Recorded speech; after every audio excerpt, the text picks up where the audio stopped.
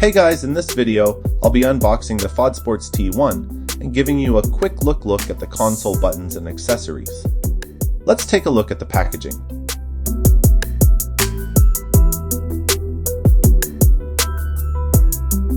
When you open the box, the first thing you see is the user manual. Then there's a charging reminder, the warranty card, and here are the pattern stickers. You can switch out the stickers for different patterns however you like.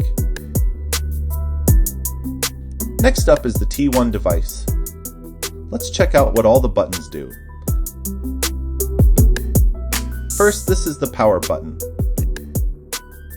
This one is the mode button. This is the function button. And here's the knob. You can use it to adjust the volume and switch songs.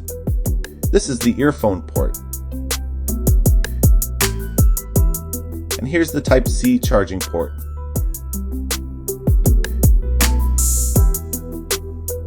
Here's everything that comes in the package. T1 device, box, clamp, 3M tape clamp, speaker system, hard tube microphone, button microphone, 3M glue Velcro, USB cable, sticker, Velcro, screwdriver, user manual,